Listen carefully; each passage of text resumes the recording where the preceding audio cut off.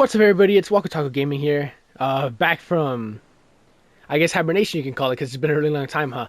But no, today we're going to be doing The Last of Us Part 2, No Return. We're going to be ranking every single character, from the worst to the best. So, I've been playing probably an unhealthy amount of this game. I probably have, I'm not going to lie, probably like 100 hours alone on No Return. And it's obviously a really fun game mode. I played every single character. And the way we're going to be ranking this is based off grounded difficulty, because that's pretty much all I play. And yeah, there's not really much else to say other than, I'm back, and I'm glad that you guys are here with me. So let's just get straight into this. In 12th place, we have Yara. She has a play style of teamwork. She starts with a pistol, and her traits include having Lev for each encounter and the ally upgrade branch. Now, why is she the worst character? By far. This one isn't even close. She's actually the only character that I've never completed a grounded run on. She's the worst because she actively hurts you more than helps you. If you feel like the game is too easy, you gotta go with Yara. Because it feels like Lev just does you more harm than good. Because let's be real, especially on grounded, the allies honestly are kind of useless. They just put you in more annoying or frustrating situations. And it just feels like, I can't remember the last time Lev actively saved me. Even with upgrading him because of the upgrade branch, I'm done ranting about this character. I could rant about her all day, but she has just never been useful to me. In 11th place, we have Mel.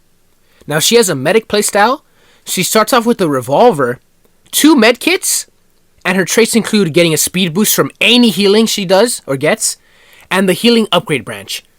Now, honestly, I just don't ever really think there's any situations where you're going to want to use her. Like other characters, you're going to be actively thinking like, oh, I wish I was this character, or I wish I had this.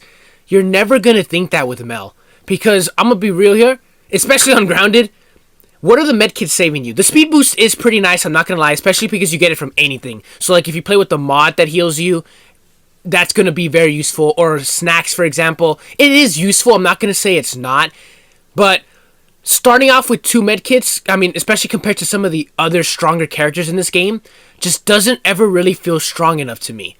So she's not, like, completely useless, but I just don't ever really see a reason why you'd pick her. She just seems so, unnecessary to me. In 10th place, we have Marlene. And this is when it starts getting really interesting to me. So she has a risk-taker playstyle.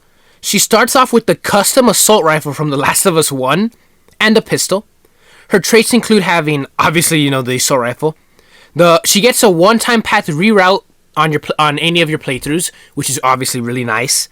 She gets the calculated upgrade branch and the all-or-nothing gambits. That last part is the reason why I have her here so low. Because if you love gambling, you're going to love Marlene. Because I'm going to be honest, her assault rifle is, of course, obviously really strong. It's probably the strongest weapon in the game. It's a fully automatic 30-round assault rifle. What's there not to like, right? Wrong. Her gambling part, the all or nothing gambits. Because here's the thing with her. You know how for every single encounter you get a challenge, right? With her, if you complete the challenge, you get double the rewards that any other character would get, which is nice. However, if you don't complete it, you don't get any loot. That's it. So you're telling me that you could go back to your the safe house or whatever you call it once you complete an encounter, and you get no crafting, no materials, no supplements, no nothing. You just get genuinely nothing. And on grounded, that's impossible. So maybe it's just a skill problem for me that I just suck at the game and I have trouble completing, especially some of the harder gambits. But let's be real here. Are you really going to be able to do eliminate every single enemy without taking damage? Come on, that's almost impossible sometimes. And it's just too luck-based for me. Her path reroute is pretty nice, but it's just too much of a gamble for me to take her consistently here. Well, ladies and gentlemen, this is officially when it gets controversial. Because at number 9, I'm putting Abby. Now, she has a close combat playstyle. She starts off with a pistol and hammer. Her traits include getting healing off of melee kills, the melee upgrade recipe, and the brawler upgrade branch. Now, honestly, I feel bad about putting her this low, because I honestly think she's not a bad character. But at this point in the tier list ranking, this is where we're starting to get to, where the characters aren't even bad, but you just gotta pick some over the others, right? And this is where Abby falls into me here. Because on grounded, let's be real, you're not gonna have many opportunities where you can prioritize doing melee. And those times that you do have it, I just feel like she's not strong enough. The melee that you do get off of the kills just doesn't ever feel enough. Now with their upgrade branch, you could also gain the ability to get health off of just hitting them, which is of course nice. But like I said, I just don't feel like it's enough. The melee upgrade recipe, starting off with it, is of course really nice. And I feel like I would put her just a little bit higher if she started off her runs with something a little better than a hammer. But to me, her start just feels a little too weak at times. You know how I just finished saying that Abby was the controversial pick? Well, you guys haven't seen this yet, because at number 8, I'm putting Jesse. Yes, I know everybody loves Jesse. And objectively speaking, he's probably the strongest character in the game. I understand that. But, well, first let's go over what he does. So he has the resourceful playstyle. He starts off with a pistol, a silencer, and a pipe bomb. His traits include the silencer and pipe bomb recipes, the gorilla upgrade branch. He has unique items at the trading post, which I believe the only unique things are, very rarely he'll have the option to buy a fully upgraded weapon, which is nice, of course. And you get 30% more currency on your runs. So yes, like I said, he, objectively speaking, is very strong. There's no doubt about that. But I don't know if it's just me, because honestly, I've never run into anybody else like this. Typically, people always put him as like their first character or like maybe second. But I can never seem to get him past like the first encounter, or maybe the second if I'm lucky. I know that's probably a skill issue. I probably just suck. But for some reason, I can't get him past the start. And to me, that's the hardest part of the game. Now, I will agree with this, that once you do get set up or past the first and second encounter, like I say, yes, he does have a lot of currency and he will give you a lot of options with both weapons. And because he can craft so many pipe bombs, he is a really strong character. Nobody's going to deny that. But like a lot of these characters that I put lower on this list, to me, the start just feels a little too weak. Maybe that's just me. Maybe that's a skill issue. But hey, this is my tier list at the end of the day, right? So for that reason, I feel like I have to put Jesse right here. Alright, so now we're starting to get into the mid-tier range of characters that are just like, overall, they're just decent, you know? And at number 7, we got Lev. Now, he has a stealth playstyle. He starts off with an upgraded bow and a pistol. His traits include having one upgrade for the bow to start, an improved listen mode, which, by the way, is completely useless on grounded because you don't have listen mode, and the archery upgrade branch. Now, when I think about Lev, I honestly never think anything negative to say about him, because he starts off with the bow, and it already has one upgrade on it, which is, of course, very strong. The bow, I mean, I don't really like using it, but I can understand that objectively it's a really strong weapon. So there's that for it. Obviously, it's silenced. The improved listen mode is useless on grounded, so that just kind of takes away something from him. Maybe he would be higher if, obviously, it enabled it, even in grounded. But there's just nothing really that stands out to me when you play him. I know he's supposed to be kind of like a stealth playstyle. I don't think he's quieter when he like crouches around the map or anything like that. So to me, it really is just about his bow. And is it strong? Yes, no question. It's a good weapon, especially when you get some explosive arrows. It can do some good damage. But it's not enough to put him in like the elite tier list where I have some of these other characters that are going to be coming up soon. At number 6, we got Ellie. And she's honestly the definition of just overall really well balanced. And that's exactly what her playstyle is, balanced. She starts off with one Molotov and the pistol.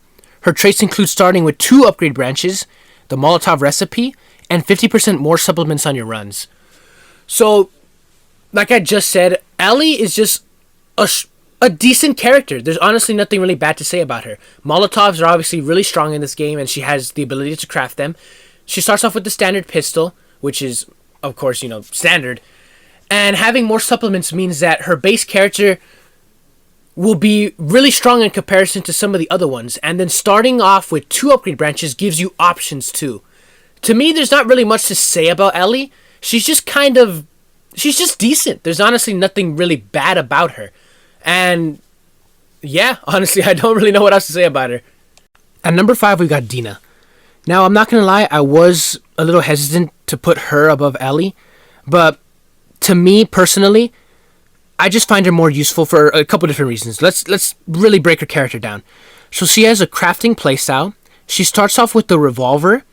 She has enough materials to make either a stun bomb or trap mine, and her traits include, obviously, you know, both the trap mine and stun bomb recipes to start, and the double craft upgrade branch. Now, right off the bat, they're very similar characters. Let's be real here. They're both balanced. They're both decent. There's nothing negative about them. Nothing's gonna hurt you in your runs comparing Ellie and Dina. But to me, it comes down to the small things. One, I prefer having the revolver. The standard revolver is just better than the pistol to me, and she starts off with it, so that's a huge plus right there immediately. And then having the ability to craft either a trap mine or stun bomb right at the start just gives you so many different options to me. And I just prefer having more loot overall, being able to craft more things and having the supplements, which I guess you can argue is going to make or might make Ellie a stronger overall standard base character. But like I just said, I think the crafting is really nice in this game, and being able to craft either stun bombs or trap mines throughout your entire run right from the start is just really useful to me. So now we're starting to get into the really elite and best characters in the game. These are the characters that I pick on pretty much every single one of my runs. And at number 4, we got Joel. So he has the unstoppable playstyle. He starts off with the custom revolver that, by the way, allows you to hold 12 rounds in a single cylinder. The upgraded hitting stick, 1 shiv, the shotgun holster, and his traits include, of course, the shiv recipe, this very strong custom revolver, the shiv upgrade branch, and his one major weakness is, of course, the inability to dodge. But he also is sturdier against melee, which I won't be so straight up with you, means absolutely nothing in this game. If 2 runners corner you because he can't dodge, there's a good chance that you're going to die, which is why I don't even know. No, because I can't even say that because the rest of the characters left can't. Most of them can't even dodge anyway. But I think the shivs are used to counteract this because, of course, he can save himself from clickers and stuff. But honestly, his revolver is just the highlight of his character. The upgraded hitting stick is nice because you get 3 free easy melee kills right at the start. But his revolver is just so damn strong. Having 12 rounds means you have space to miss shots, or even if you hit them all, they're 1 shot to the head or 2 to the body for almost every single enemy. It's really strong. His revolver is really strong. It's, of course, the highlight of his character. And then who doesn't like starting off with, like, a shotgun holster, right? That just saves you more money later on because you want to have more guns, right? But there's not much else to say about him. He's just overall really strong, and if he could dodge, he seriously would be either number 1 or number 2 to me. Now, I think this is going to be a pretty controversial final 3, but at number 3, we have Manny. Now, he has the armory playstyle. He starts off with both the semi-automatic rifle and the hunting pistol. His traits include having 150% max health to start off, 50% more parts from every single encounter that he does. He has also the ability to craft semi-automatic rifle ammo, and he starts with the munitions upgrade branch. Now let's talk about his weakness. He can't craft medkits. Seriously, that in a game so focused about healing, or I guess maybe not so much on grounded hug because you die in like 2 hits anyway. But in a game where you need to heal, he can't craft medkits. Just straight up, he can't craft them. So he has to rely on spending his money on the trading post to get medkits, or maybe the small amount of snacks that are located like around the map. Seriously. Now, he's still so high because he's just really strong overall. Now, I don't ever really find that his 150% max health ever really saves me from anything. Because like I said, on grounded especially, you're dead in like... That'll give you maybe 1 extra bullet if you're lucky. Because like I said, you just die so fast anyway. If you get cornered or anything, you're cooked anyway. But starting off with the pistol, which is honestly probably my favorite gun in the game actually. That hunting pistol is really nice. And then the semi-automatic rifle. You just start the game off with both, and then you have the ability to craft ammo for both of them. That's way too strong to overlook. So I get why he doesn't have the ability to craft medkits, because if he did, he would just be broken straight up. There'd be no reason in picking any of the character. And because you get so much parts, you're never going to have a problem upgrading the 2 guns you start off with, or even if you acquire every single gun on your run, they're all going to be upgraded, or very close to, because like I said, he just gets so much parts. So he's really strong, honestly. If he could craft medkits, he seriously would be the strongest character in the game. I already know everybody's going to flame me for this one. But at number 2, we got Bill. So he has a smuggler playstyle. He starts off with the pistol, machete, enough materials to craft 1 medkit and 2 trap mines.